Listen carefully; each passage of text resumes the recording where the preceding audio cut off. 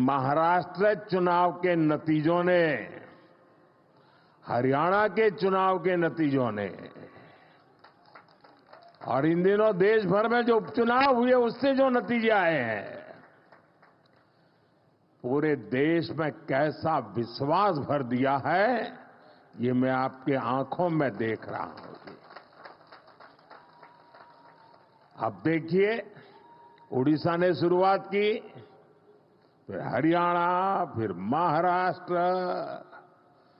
और यही तो भाजपा की विशेषता है और यही हमारे कार्यकर्ताओं का सामर्थ्य है, हमारी पार्टी के कार्यकर्ताओं का सामर्थ्य है। विपक्षी दल बीजेपी सरकार के खिलाफ सुबह शाम अपप्रचार करते रहते हैं, लेकिन जनता बीजेपी सरकार के कामों को देखकर उन्हें आशीर्वाद देने खुद मैदान में दौड़ पड़ती है।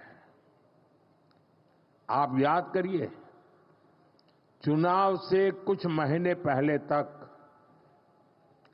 बड़े बड़े पॉलिटिकल एक्सपर्ट्स ओडिशा में बीजेपी को पूरी तरह से खारिज कर रहे थे।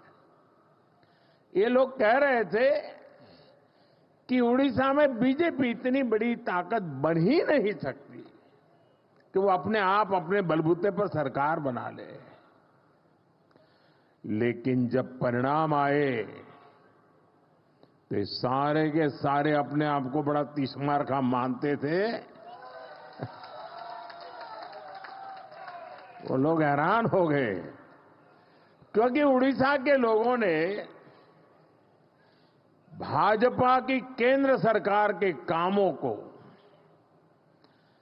और दिल्ली में बैठते हुए भी उड़ीसा के लोगों के साथ जो अपनापन का नाता, सुख दुख का साथ, ये 10 साल में उड़ीसा के गांव गांव, घर घर ये बात पहुंच चुकी थी। जब राज्य में हमारी सरकार भी नहीं थी, हमारी योजनाओं के नाम भी बदल दिए जाते थे, सब कुछ होता था, फिर भी ओडिशा के विकास के लिए पूरी लगन और ईमानदारी से हम लगातार काम करते रहे। केंद्र सरकार ने, और मैं कहता हूं भारत सरकार के मंत्रिपरिषद में जितना उड़िया का प्रतिनिधित्व रहा है, पहले कभी नहीं रहा। और केंद्र सरकार ने कभी ये नहीं सोचा कि यहां पर जो सरकार है वो हमारे साथ है, नहीं है, कार्यकर्ताओं को अच्छा लग रहा है, बुरा लगता है, हम वो नहीं सोचते थे। हम जनता का भला करना सोचते थे। और हमने उड़ीसा को केंद्र से मिलने वाले बजट को 3 गुना किया था। हमने उड़ीसा के लिए नई नई योजनाएं बन चलाई, यहां वर्ग हर समाज की समान भाव से सेवा की।